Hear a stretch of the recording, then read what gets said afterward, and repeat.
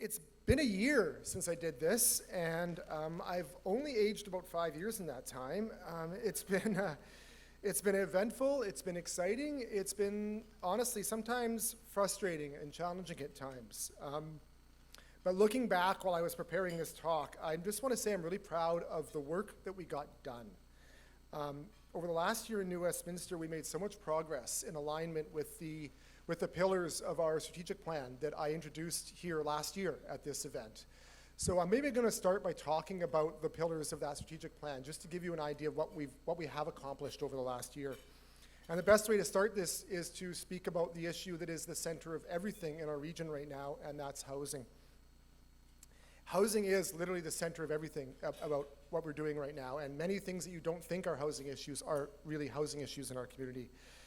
You might have heard, I'm not sure if you follow the news, about me venting some frustration to the housing minister recently around this, but in case you missed it, just to summarize really quickly, I was disappointed that the minister, I mostly wanted to express to the minister that New Westminster doesn't need a new set of targets to get the work done on housing. We are one of the few municipalities in the region that is meeting and exceeding its regional growth strategy targets for housing over the last decade. We built more than 5,000 units of housing over the last decade in New Westminster. And I don't mean just approved, I mean approved, brought them online, got them built, and got people living in those units over the last decade. And we have thousands more that have been approved, that are going through the development permit process or are under construction right now. We are leading the region, as I said, in the forms of housing that we have all the control over. And our staff are working really, really hard to make sure that those approvals are happening as quick as possible. They're also working to integrate the new housing regulations that are being brought in, that were brought in last year. And while we lead the region on purpose-built rental, and we are already building density around SkyTrain at a much higher density than the new provincial rules require of us, there is still an area, unfortunately, that we are falling short in our housing, and that is affordable and subsidized housing. It's clear that we are not building enough affordable housing in this city or in this region. Now, I'm going to say, as a city, we are approving it. We are approving every piece of affordable housing that comes to us. We are working with our partners in the community who are trying to get that affordable housing funded and built. But the ministry simply is not funding it at the scale and with the urgency that the crisis in this city and the crisis in this region warrants. So I'm going to end my frustration talks there and just say that we are always, as a city, we've always been willing to step up and do our part to address the regional housing need. But when I talk to the community about that, no one is telling us that we're not building fast enough. I don't hear that from my community. What I hear is, where are the schools? Where is the childcare? Where are these things that make our community livable? We do need housing, but we also need the province to help us deliver on the things that make our community livable. I am an optimist. I look forward to a better dialogue with the province about this. I do see a willingness to work collaboratively on this. I had a great meeting a couple of weeks ago. Actually, a couple of members of our school board, Maya and Cheryl and Elliot, are here. We had a great meeting with the Minister of Education a couple of weeks ago, expressing our concerns about the housing crisis and how it relates to, or our school's capacity crisis as it relates to our housing crisis. We are working collaboratively. There is good work getting done, but at the same time, the city is moving forward also and is accelerating its approval processes on the 22nd Street vision, on working to fill the gaps in the housing spectrum so that we can take full advantage of programs that are promising to us, like the Federal Housing Accelerator Fund. The federal government definitely recognizes New Westminster is leading the region in this work, and they recognize that we are getting the housing actually built. So I feel very confident about our interactions with senior governments on this. On the transportation file, we continue to emphasize safer streets. We're building the next phase in the Active Transportation Network Plan. It's rolling out. And this is about building a city. If you've ever heard of 880 Cities, look it up, Gil Pendalusa's program. This is about building a city where children and youth are safe walking or riding their bikes to work. But it's also about a city where elders feel safe walking to the grocery store or walking to the park or making connections with their community. If they're not safe walking to make connections with their community, they're not engaged in the community. So this is why we've dedicated $4.2 million of our Growing Communities Fund provincial grant that we got. 4.2 million of that we're dedicating to sidewalk improvements and pedestrian safety improvements in the city. That's our first priority. We're also engaging another $7.8 million of that program into making our streets safer for everybody. And that's important technical work like crosswalks and signal lights and those types of work. We recognize that is a priority for the community, and that's where we're putting our Growing Communities Fund money. And meanwhile, I have to mention, we're here in Queensborough. We are putting the final touches on the Queensborough Transportation Plan. There are some pretty unique transportation challenges in Queensborough. I see everyone got here in time this year. Not everyone did last year. And so we are putting the finding pieces on the Queensborough Transportation Plan to recognize the unique needs of this neighborhood.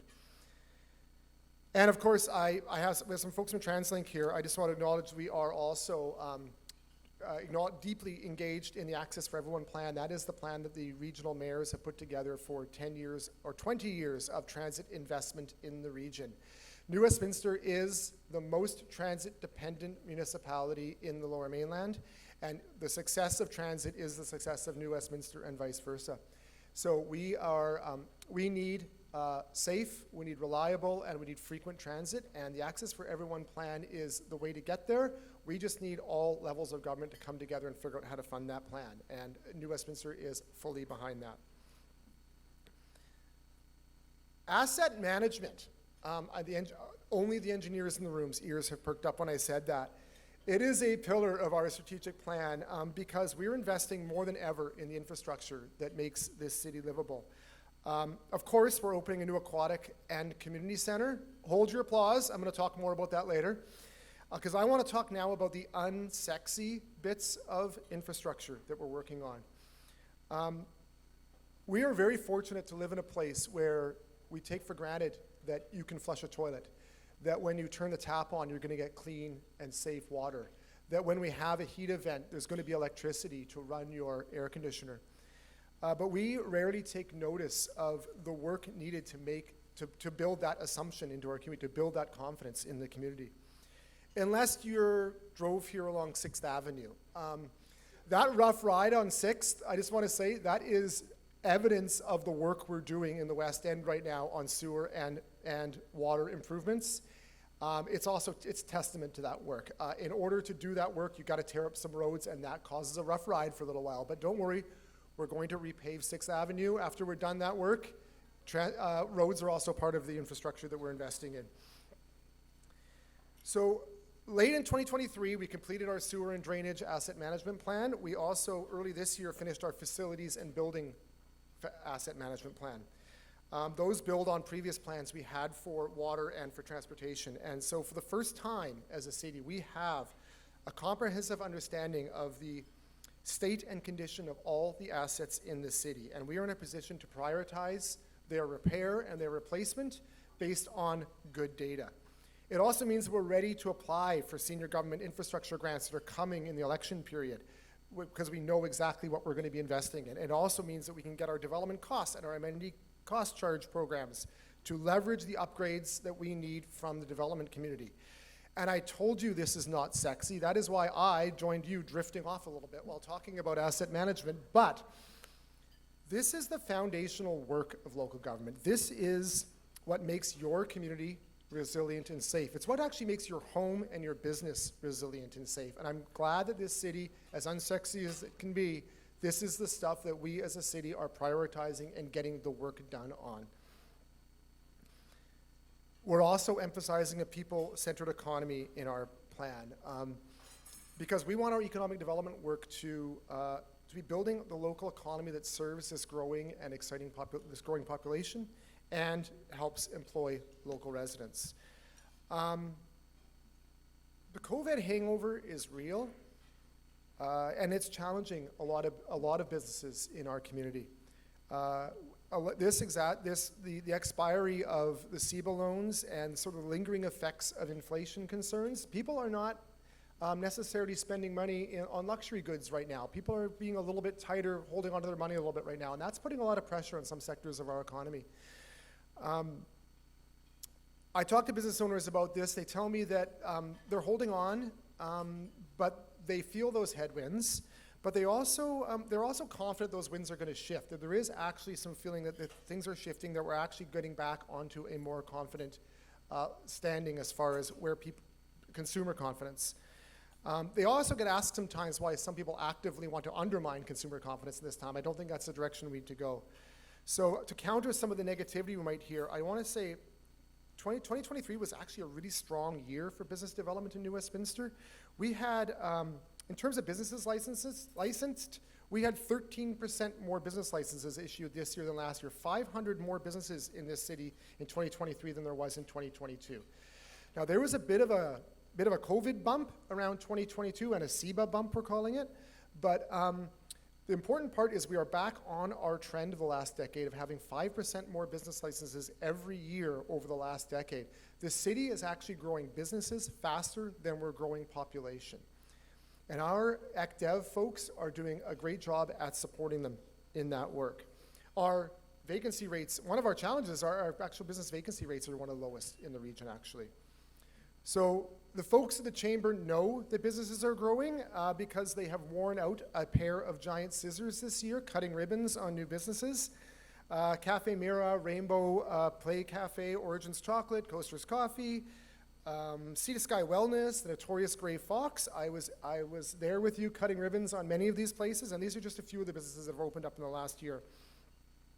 They're here because they're seeing the population growth, they're seeing the opportunity to serve a young, vibrant, and growing population, and they're here because of the mayor's dance moves. And our great ECDev team, economic development team in the city, is supporting them through our retail strategy, through updating our business license bylaw, to simplify the license process for businesses, and to continue to work collaboratively across the region through Invest Vancouver and locally with our local BIAs, with the new Sapperton Business Collective that's coming together, and with a revived Tourism New West. Good work, folks. People are coming together to get that work done. And coming together is the other pillar in our strategic plan. It's about connecting and belonging. And as a city, we are reaching out to the community in ways we have never done before. Our Community Advisory Assembly is changing how we engage with our community in a deeper, more meaningful, and truly truly representative engagement that reflects the current best practice and is now actually being emulated by other communities around the region. The Assembly came last night to Council and provided their first set of recommendations to Council. Some great recommendations, some things we'd heard before, some new ideas, but I think the more meaningful part for me was hearing the representatives come up and speak to us, people who've never spoken to Council before. And they were talking about how meaningful it was to them to see their community and their neighborhood reflected in that assembly as they're meeting together and working through a deliberative process to try to find some consensus on what is important to everyone in their neighborhood. For the first time, they felt they really saw the diversity of their community represented in a discussion with the city about the things that they want to see happen. That is really great work, and I'm really appreciative to the volunteers who stood up to actually take part in that and represent their community and have some lengthy meetings and work toward deliberatively through consensus to somebody's alarm's going off. Sorry, my timer here has to keep me on time. I'm already behind my time. I'm going to talk faster. I was thanking them. I was thanking residents. Sorry, I don't want to disturb that. I don't want to leave that hanging. It's really meaningful that folks who didn't expect they would ever get involved in a municipal process came together and did that work and are giving us that effort. I really appreciate that. Another big change we made this year is in reorganizing much of our community-facing work that we do in the city into a new community services department. These are taking folks from our ECDev, communications, public engagement, cultural services, Anvil Center, special events, filming, volunteer services, all the parts of the city that are the ones that reach out, that the public sees face-to-face all the time, and vice versa, that we interact with from City Hall to the public. We're putting them all under one umbrella so they can better coordinate their efforts to make sure that they are as efficiently as possible and in a way that actually serves the full community working together. We're also bringing our electrical utility and our climate action team together under a new Department of Energy and Climate. This reflects our commitment to getting action on our climate and emissions plan, and it's a good time to be in the electricity business. Our utility has always, US Electrical has always excelled at keeping the lights on, and our climate and action team has developed some really region-leading policy that have created a viable roadmap for us to 2050, aligning their efforts and bringing the people who deliver and the people who plan together is a key move to us meeting our climate commitments and to empowering the city's transition to the post-carbon economy that is coming at us. Now, I'm not sure if you heard, New Westminster was one of half a dozen cities that was invited by the United Nations to go to the local climate action summit at COP28. And I had meetings there, both formal and informal, with community leaders from across the world. And we learned what New Westminster's strategic strengths are when it comes to climate action. And the things that people were most impressed with was, yes, we own a zero carbon electrical utility that allow us to power that transition to a zero carbon economy, but also that we have a really well-funded and organized climate action reserve fund. Those are our strategic strengths, and those are going to allow us to get the work done over the next, to our 2030 targets and to our 2050 targets. So I'm proud of the city's leadership in this, not just our regional target, not just our regional leadership, but that's actually being recognized on a much larger stage. And if you are one of the few people who still argues that climate action isn't really an important priority for a city, I just ask for you to speak some more to the youth in your community. They see the decisions we make, they see the decisions we're making, and they see the world we're leaving them. And it matters to them, and it's important that we do this work for their future. So,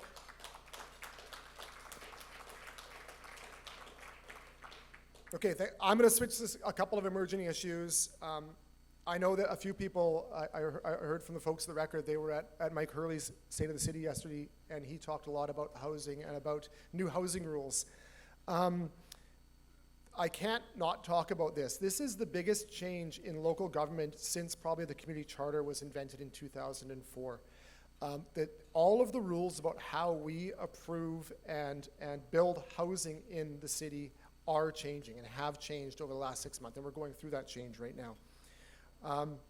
This impacts everything about how we approve housing. It impacts everything from public hearings to the shape of the community that we're going to be building. It even affects the shape of the buildings that are going to be built. It's also going to completely change how we finance the infrastructure we need to support growth. We have, fortunately, I think, really incredible staff doing the work in our new housing division in the city. They're working with the province to interpret these changes and change our processes internally as quickly as possible. I'm going to say, I've been outspoken. I don't necessarily agree with my colleague in Burnaby about this. I've been pretty outspoken that I'm actually in favor of these changes. I actually think it's a good thing. I think it's very difficult work right now, but for us as a city. But I don't think we should be afraid of that difficult work. I think these are the kind of housing changes that probably could have happened 10 or 15 years ago in order to get our housing crisis dealt with. And I think in a decade or two, we're going to see this actually was a difference, and that it's good. I think it's good that we had a government who actually was going to step up and try something to address the housing challenge we have, instead of just doing what we've always did and we knew didn't work. But in the short term, the financing growth part is causing a lot of uncertainty for us. For those of us who are not just working on getting housing built, but are actually trying to work on getting community built, our power to negotiate amenities out of new development is significantly reduced. And that is going to be a challenge for us. So we are going to continue to call on the province to step up, to help us with our infrastructure building, to continue our conversations about them helping us get schools built, get childcare built, to build the things in our community that we desperately need to support the growth that we are seeing. There's also been some recent media about our responses to the overlapping crises of homelessness, drug addiction, and mental health. A lot of this does go back to housing, but alas, unfortunately, a lot of the talk about decriminalization is, I think, distracting from much of the work that we actually have to do. And unfortunately, in some sectors, it provided a bit of a conduit for more discussion of stigmatization and fear-mongering around people who are suffering in our community. So I want to say it clearly. You can't, it's disingenuous to say that you support a four-pillar approach when you do not support investing the very resources needed to make three of those pillars work. In talking to the community, and I have been over the last several months talking a lot to the community, especially downtown residents and downtown business owners, I hear strong and consistent support for the city's three-crisis response pilot. We are bringing in critical resources to the street and into the community that is going to help people first stay alive. And then it's going to help them find health, help them find housing, help them find recovery, help them find peace. And it's also going to bring resources, it's also going to bring resources to help a community of residents and a community of business owners who are struggling. Honestly, they're struggling to maintain their compassion and maintain their support for the work that we have to do, as they're struggling to manage the impacts that they are feeling in their community. I know they want to support us in doing this work, and we have to bring resources as a city to help them see the results on the street. So we are bringing those resources. This is hard work. It's important work. It's not without cost, and people are dying in our city, and that's, it's work we are committed as a council and as a city to getting done, and we are going to do it. So there's a lot to talk about here. My timer's gone off. I want to talk about the Year of Truth. I want to talk about the $20 million we're investing in Massey Theatre, about the work, incredible work that's being done to support youth in our community through our partnerships with people like Dan's Legacy, through the grants we just got to support seniors who are facing isolation and loneliness in the post-COVID world. But look at the time. I'm going to skip ahead to Thomas Out. Thomas Out. Thomas Out was a decade in the making, $114 million, and delivered within weeks of its planned opening and within 5% of its budget. I know it sounds like I'm hedging on time and on budget when I say it that way. I just want to say, this was built during COVID. This was built during supply chain crises that was affecting the world, during massive construction cost inflation, during a concrete strike, during labor shortages. Through all of those headwinds, it was a monumental task for our staff to get this project built so close to time and so close to budget, and I just want to give them applause for doing that work. Well,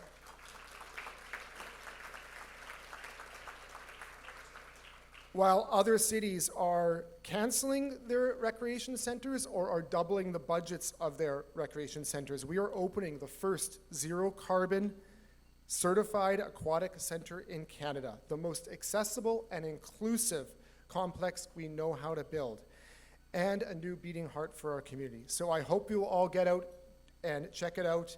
First swim is on May 14th, but the grand opening will be there on June 1st. I hope you'll join us for that grand opening and help us celebrate this new era for recreation services in New Westminster. My time's up. In short, this is a story about a city that's getting the work done. It's been a weird year for politics and politicking. There is clearly a provincial election on the horizon because everybody is talking about it and thinking about it. And there's really been interesting, clear shifts in polls, provincially and nationally, which seems to reflect that a population that's pretty disenfranchised with the old ways and is looking for something new to believe in. I think we're all drawn into these debates. We can't not hear the chattering classes chatter, but ultimately local government is about serving community. It's about doing what we can do to assure that as many people as possible in our community thrive in the face of economic uncertainty and overlapping regional crises. It's about caring for the vulnerable, and it's about building for the future. And the work of building a city is never over. Every city is a dynamic work in progress. So I want to celebrate the incredible city staff who show up every day, who do this work every day, and continue to make New Westminster a leader in so many sectors. But not all of the city building happens in City Hall or at the Works Yard. Building the community happens in coffee shops, it happens in breweries, it happens in community centers, it even happens in dentist offices. It happens in the lacrosse field, it happens at street festivals and at backyard garden parties. It happens in rooms like this, whenever the community gathers to talk with hope and vision about our collective future. The state of our city is strong because the spirit of this community is strong, and because you, people in this room, continue to show up and do the important work. So I want to close by just saying I'm really proud of New Westminster because we've always have, like, hey, it's playoff times. Like every championship team does, we move past the distractions and we get the work done, and that's what happens. So thank you all.